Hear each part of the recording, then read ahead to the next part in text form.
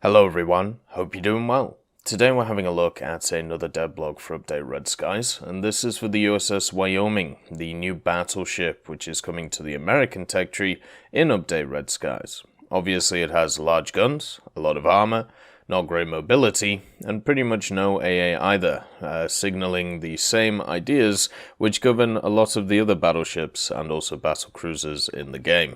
Let's have a look at this American behemoth.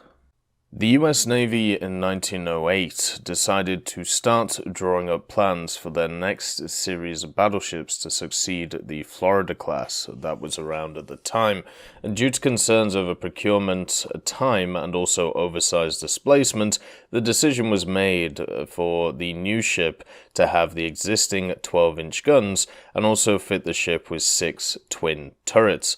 The result of this was the development of the Wyoming-class battleships, of which 2 were ordered in March 1909. The USS Wyoming was laid down in February of 1910. It was then launched in 1911 and then completed a year later in September of 1912. And after being commissioned, it took part in various activities in the pre-First World War period, including goodwill tours, gunnery, as well as large fleet exercises. During the First World War, the ship most notably took part in combined actions with the British fleet as part of the 6th Battle Squadron of the British Grand Fleet.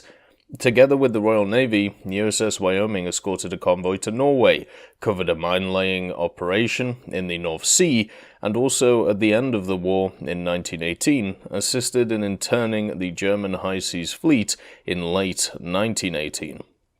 In the interwar period, USS Wyoming underwent significant modifications in the wake of the London Naval Treaty, and it was increasingly being used in service as a training vessel to help stem the ever-growing demand for fresh recruits, particularly during the Second World War. The battleship continued being used in this role throughout World War II until it was finally decommissioned in 1947 after more than 30 years in service. So the USS Wyoming comes into the game as another battleship at the top ranks of pretty much every nation now. Now we have the Dante for the Italians, everybody gets a little piece of the pie.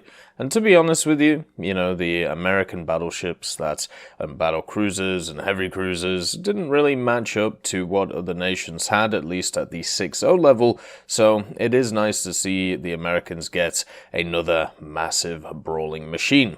Obviously, stuff like the Brooklyn and, of course, the Cleveland and machines like that were very good in the light/heavy cruiser area, but for battleships, the Americans were definitely lacking a little bit.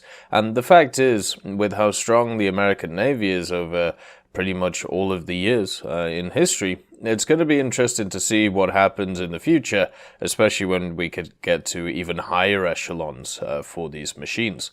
But the Wyoming is a welcomed addition just to show a little bit more strength to that higher echelon.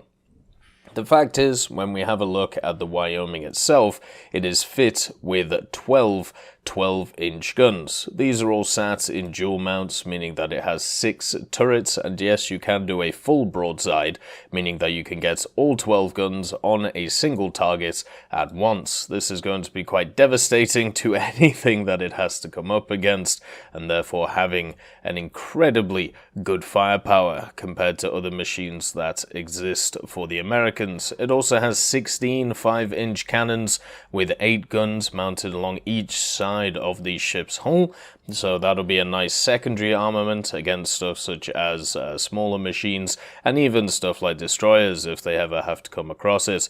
The Wyoming's anti-air protection has also been increased by a further 2 3-inch cannons. Oh my. So this battleship obviously has a little bit of extra AA, but I don't think it's going to make too much difference when it comes to the actual vehicle itself.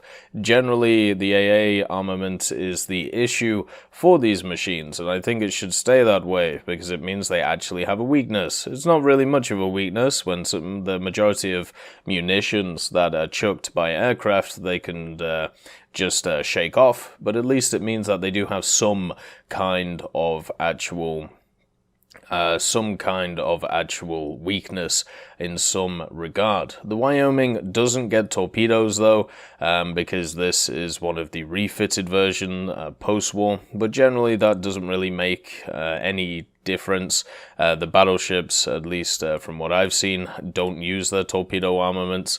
They are kind of just sat there as little walking ammo racks because the torpedoes don't go far enough. It's kind of as simple as that. It also has a very large set of sailors on it, 1,242 to be exact, and obviously the more crew that a machine has, the more survivability it also has. It also has really nice armor as well. It has pretty good armor values, very similar to the North Dakota as well, and also it does get improved anti-torpedo protection in the form of enlarged torpedo bulges and also the installation of torpedo bulkheads, meaning that going after it with the long-range torpedoes, which is normally, at least in my opinion, the way to deal with these things, it won't be as easy. It'll probably be able to soak up a lot more shots or a lot more torpedoes than other machines. Battleships already are incredibly hard to kill in the game compared to a lot of other machines, and with the recent changes to the dev server, they're going to get even harder to kill. And with these machines here, with extra armor, additional ways of survivability, it's just going to get harder and harder and harder to murder these things, meaning their repair costs are going to go through the roof, but at the same time, the people playing them will have a lot of fun. And obviously, with being a battleship, this thing has a ridiculous amount of power behind it when it comes to its engines, 43,187 horsepower.